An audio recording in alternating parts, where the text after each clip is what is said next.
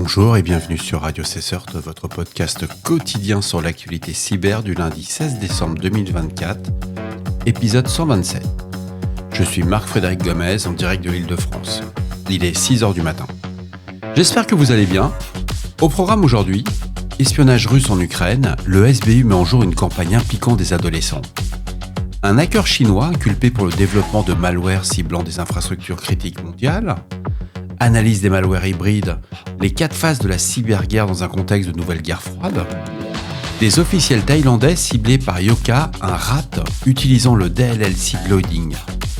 Bien entendu, vous retrouverez tous les liens qui m'ont permis de créer cet épisode dans sa description.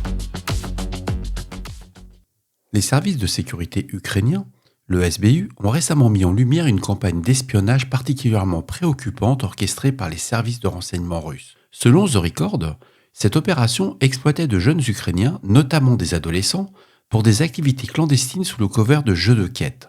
Ces jeunes, âgés de 15 et 16 ans, ont été recrutés à Kharkiv et chargés de diverses missions telles que l'identification et la localisation de sites stratégiques, l'incitation à des incendies criminels et même le guidage de frappes de missiles.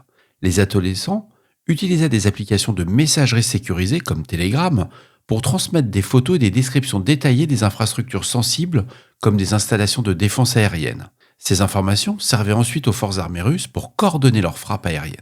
Les autorités ukrainiennes ont réussi à arrêter certains membres du groupe en pleine opération. L'un des leaders risque désormais la réclusion à perpétuité.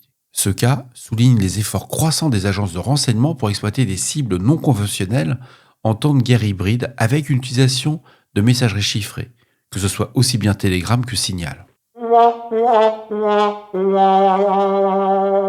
Dans une autre affaire marquante, un hacker chinois identifié comme Wu Shurong a été inculpé pour son rôle dans le développement et le déploiement d'une vaste campagne de logiciels malveillants. Selon un article détaillé sur le Flashpoint blog, Wu Shurong travaillait pour Hainang Xiandu, une société liée au ministère chinois de la sécurité d'État.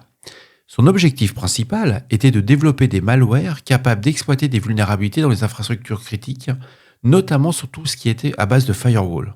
Les autorités américaines ont révélé que cette campagne avait infiltré des systèmes informatiques dans au moins 12 pays, notamment aux États-Unis, en Allemagne, en Indonésie et en Arabie Saoudite. Les victimes comprenaient des gouvernements, des entreprises et des institutions académiques. Les détails techniques de l'acte d'accusation indiquent que Wu Shurong supervisait des équipes de hackers et gérait l'exfiltration de données sensibles.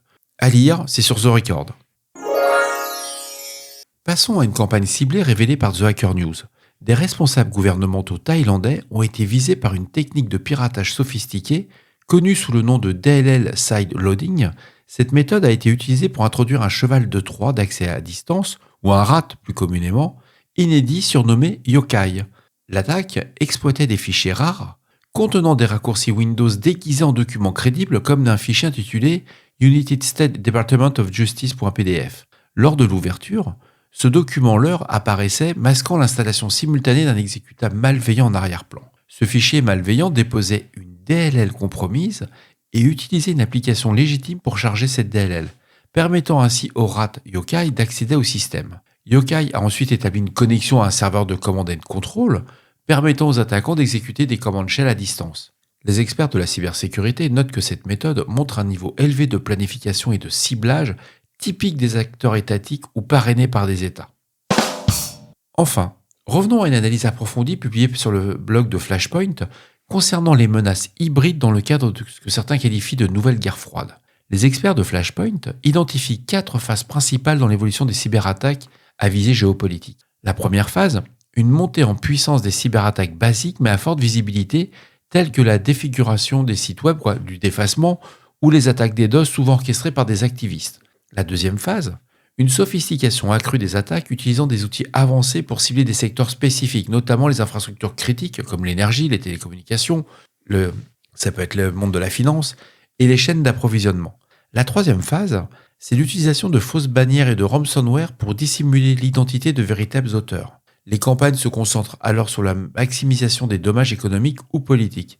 Et enfin, la dernière phase, la phase 4, c'est la coordination directe avec des opérations militaires cyber, où les cyberattaques sont utilisées pour affaiblir les défenses adverses ou perturber les communications en amont des actions militaires. Cette analyse des équipes de Flashpoint reflète la complexité croissante des conflits contemporains ou les cyberattaques c'est pas des événements isolés aujourd'hui. On l'en voit de plus en plus. Mais les éléments clés de cette stratégie géopolitique globale, c'est vraiment à lire. C'est assez surprenant parce que quand on analyse les attaques qu'on subit régulièrement, on se rend compte que pour le moment, on est plutôt, vu qu'on n'est pas dans un conflit militaire, on est dans un conflit, on va dire, entre guillemets, civil. La phase 1 et la phase 2, on s'y retrouve assez. C'est pas mal, c'est à lire, c'est du flashpoint, c'est le bon niveau. Et voilà, cet épisode de Radio C-Sorte du lundi 16 décembre touche à sa fin. J'espère qu'il vous a plu, qu'il vous a apporté des informations utiles. Pour une fois, j'ai pas mis de vulnérabilité, il y avait encore quelques vulnes sur les kernels Linux, mais j'ai dit bon, on verra ça pour demain. N'hésitez pas à me laisser vos avis. N'oubliez pas, si vous avez des questions ou des suggestions de sujets que vous souhaitez voir abordés dans nos prochaines émissions, laissez-moi un message sur le répondeur de Radio C-Sorte au 07 68 72 20 09. 07 68 72 20 09, je suis là pour vous. Prenez soin de vous et à demain pour un nouvel épisode. Au revoir.